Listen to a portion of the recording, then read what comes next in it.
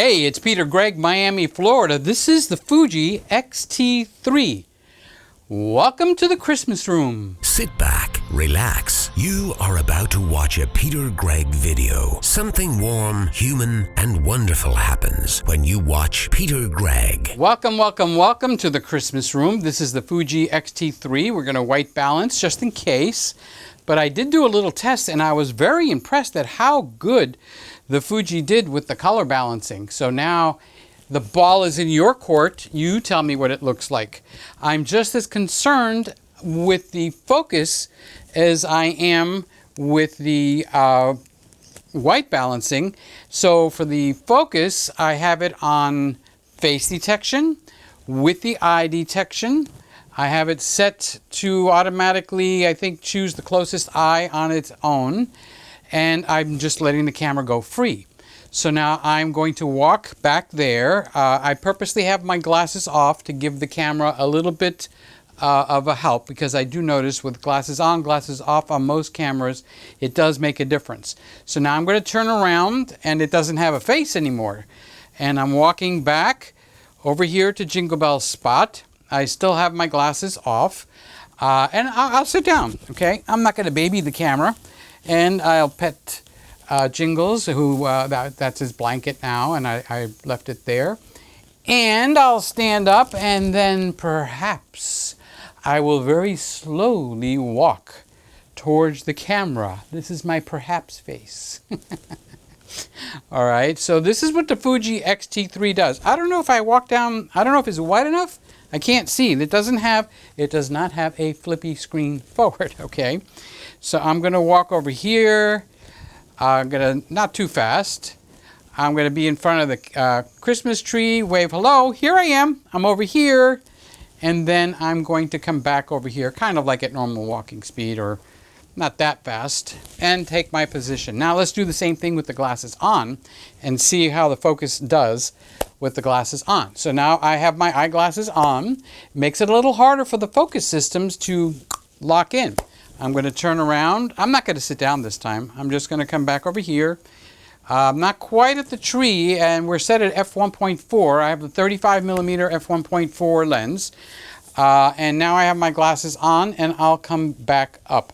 So that's how it does with the focus. I'll take my glasses off because I haven't run a test, so I'm not quite sure how this is working out. So when I grab a camera and I pick it up and I put it in my hands, there's an automatic, before I tell you that, my dad lived in this house before my mom and my dad went home to heaven, and just a few doors down lived the local undertaker, okay? So my dad was the town florist, so he had his own business with many locations in Miami. And the undertaker was just down there. So the business-wise, they kind of meshed together. So my dad built a new store in the main, we called it the main store, and that's eventually where my photography studio landed up in his new building, because it was quite large. So what happened is, the next door to my dad's store, the undertaker friend of my dad bought the property, and he built a building there, and guess what it was?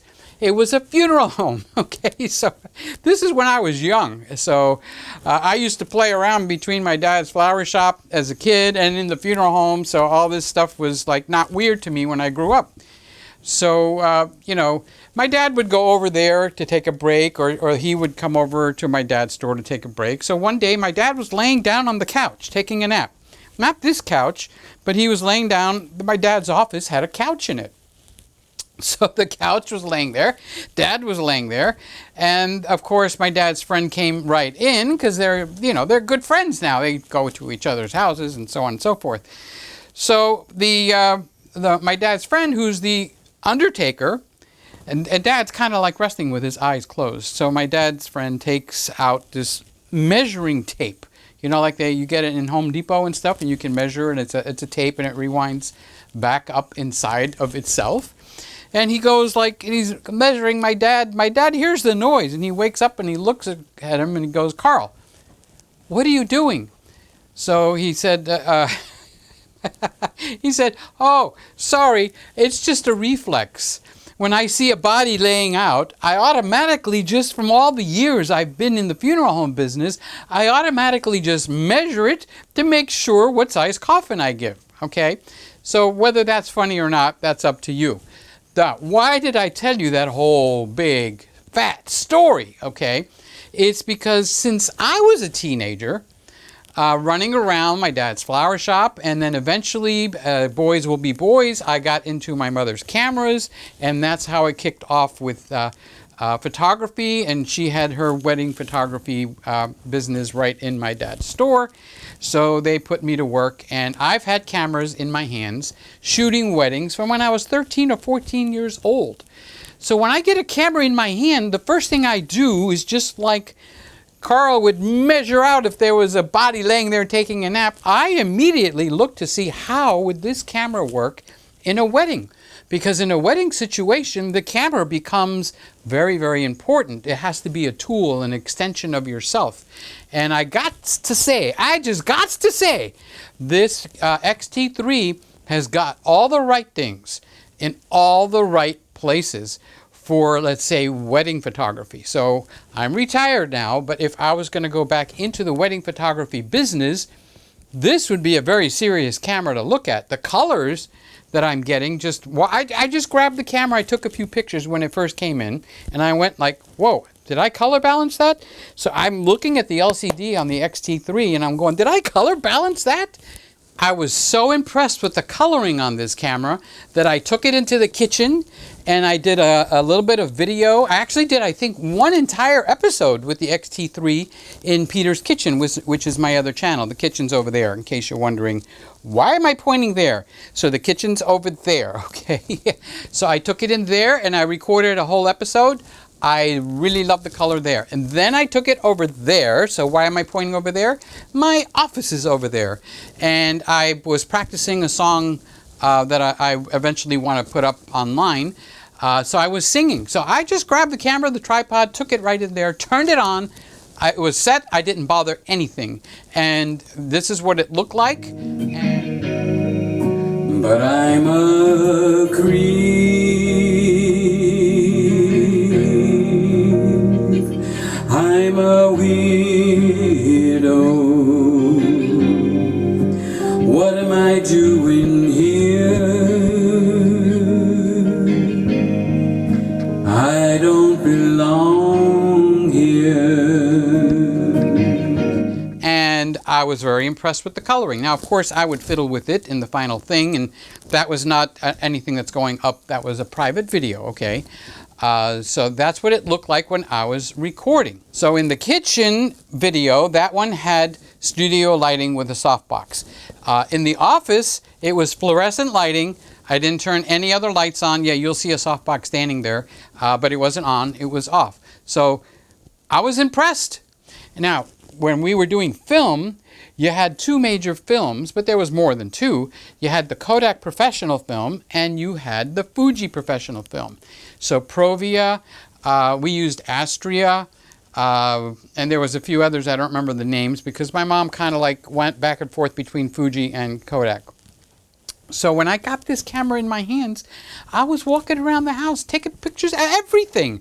And I'm going like, wow, this would be absolutely awesome to shoot a wedding with. So if you're inclined into wedding photography, and just take my experience and listen. You know, this camera has the right things in the right places. I don't know if the lens line is developed enough or what's coming or what's been. I automatically chose this 35mm 1.4 because the 35mm 1.4 would be a lens that I would own. I don't know if this is good at focusing or if it's not good at focusing. We're going to find that out together because I'm running this now. So as a stills camera, all the buttons are right out, right on top in full display. I enjoy making some of my photography friends suffer.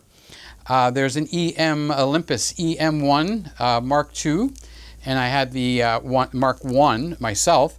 I love putting that camera in somebody's hands and saying, can you please change the ISO to ISO 800 for me? It takes them 10 minutes. They can't find where it is you change the ISO. So On the Fuji, right up there on top, front and center. Shutter speed, right there on the top of the camera, front and center.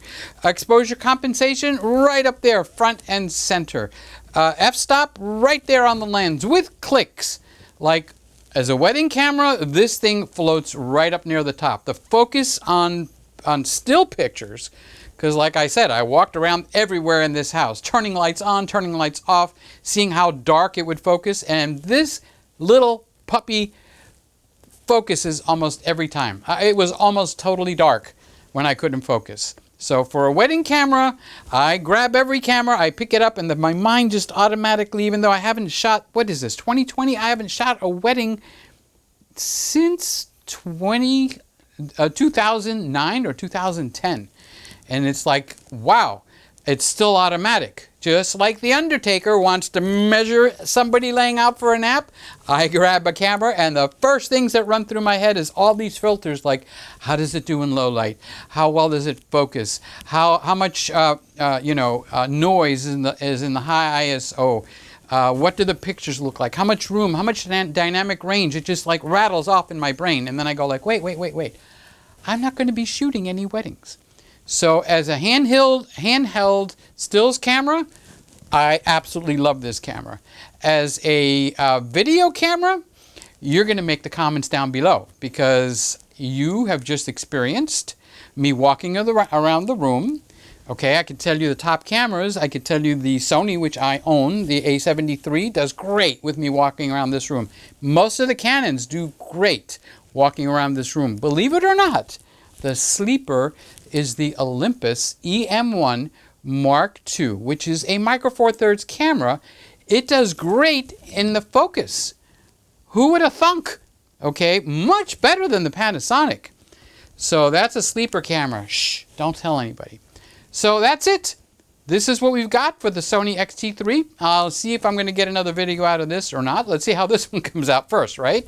All right, Peter Gregg, please subscribe. Oh, don't leave without subscribing. I'm asking for your subscription. Peter Gregg, Miami, Florida. Catch you later. Bye. You have just watched another Peter Gregg video. Something warm, human, and wonderful happens when you watch Peter Gregg. Thank you for watching. Description of all equipment used in this video, plus any notes Peter took while filming, are always placed in the description box, show more box, or down arrow thingy next to the title on mobile apps. Duly noted.